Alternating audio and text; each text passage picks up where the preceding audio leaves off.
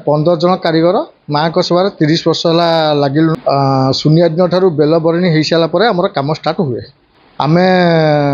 जथा शीघ्र शेष करने चेष्टा करूँ 90% कम सरीगला आ 10% कम बाकी अच्छे महालय पूर्व आमर ब्रह्मा 25टा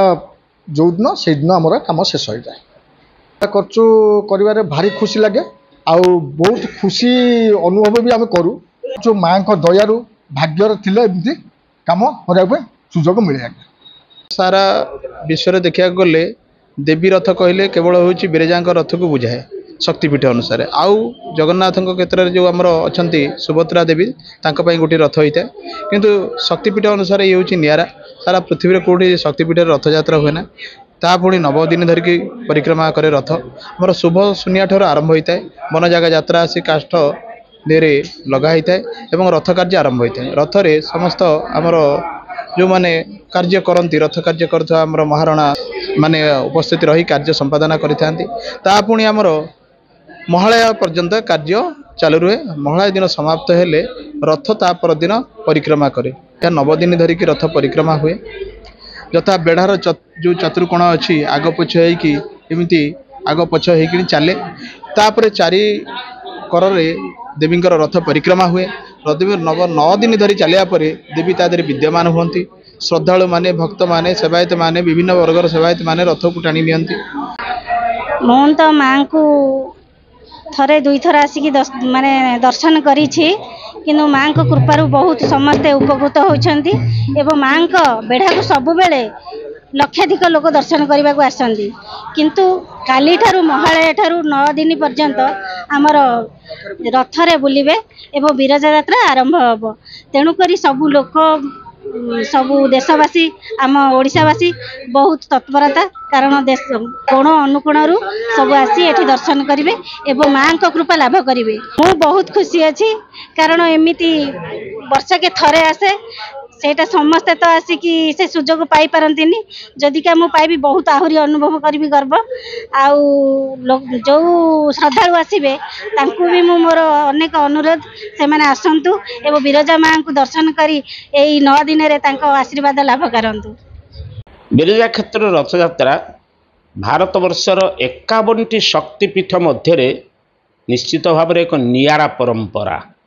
एक कहिबार उद्देश्य होची अन्य कौन शक्तिपीठ रे एभली रथ निर्मित होई देवींकर विजय प्रतिमा विजय करी रथरे भ्रमण करिबा प्राय अन्य स्थान रे देखा जाए नहीं जहाँ बिरजा क्षेत्र रे केवल माँ बिरजांक पई ही देखा जाई थाए आमे समस्ते निश्चित भाव में आनंदित हवा गौरव अनुभव करिबा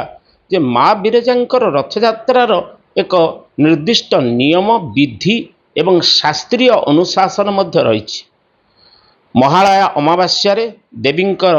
रथरे अधिवास कर्म हुए प्रतिपदरे रथर प्रतिष्ठा हुए एवं अपराह्न माँ रथ परिक्रमा आरंभ करे मंदिर प्राचीर चतुपार्श्वरे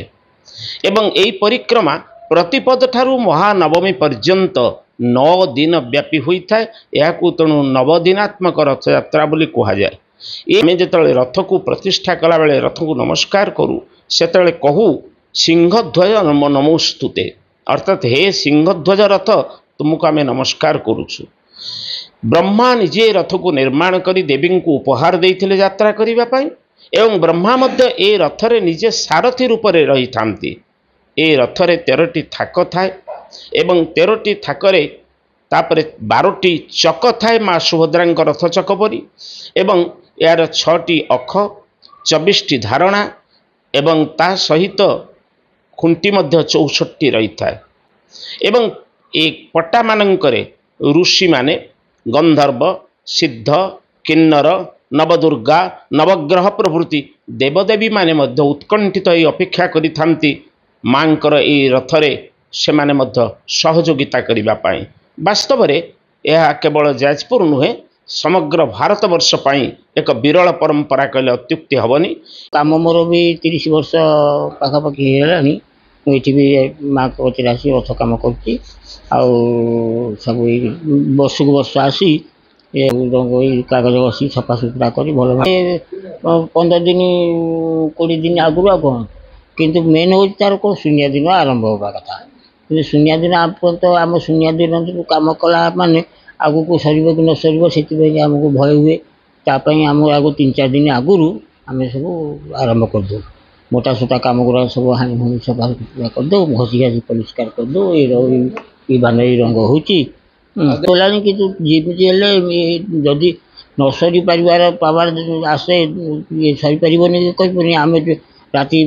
ସନ୍ଧ୍ୟା 7ଟା 8ଟା ବେଳ ରହିକି କାମ କରିବୁ। ସବୁ କାମ ସରିଗଲାଣି, ସଫାସୁତୁରା ସରିଗଲାଣି। ଯିଏ ଭାଙ୍ଗି ଭୁଙ୍ଗି ଯାଇଥିଲା ସିଏ ତାକୁ ଆମେ ମରାମତି କରିଦେଇଛୁ ସବୁ। ଆଉ କିନ୍ତୁ ବର୍ତ୍ତମାନ ପାଇଁ ଆମର ଠାକୁରଙ୍କ ପାଖରେ ଯେଉଁ ନବଗ୍ରହ ଅଛି, 10 ଦିଗପାଳ ଅଛି, ବିମାନ ଅଛି, ଆଉ ଘୋଡ଼ା ହାତୀ ଏମିତି ସବୁ ରହିଛନ୍ତି। ଏସବୁ ତାକୁ ଘଷା ଘଷି କରି ସଫା କରି ମାନେ ରଙ୍ଗ ମାରିଦେଉ। ମାନେ ଗୋଟେ କାମ ହେଉଛି କ'ଣ କି, ଆମେ ହେଲୁ ସେ ମିସ୍ତ୍ରୀ ଗୋଷ୍ଠୀ, କିନ୍ତୁ ଯାହା ହଉ ମାଆଙ୍କ ଦୟାରୁ ଆମେ ଆସିକି ଏଠି ସବୁ ରଙ୍ଗ ଭଙ୍ଗ କରି ଭଲ ମନ୍ଦ କରି କାଗଜ ଫାଗଜ ଘଷିକି ଏଇ ଯେଉଁ ବିମାନ ଏଇ ଗୋଟେ ରଙ୍ଗ ହେଉଛି,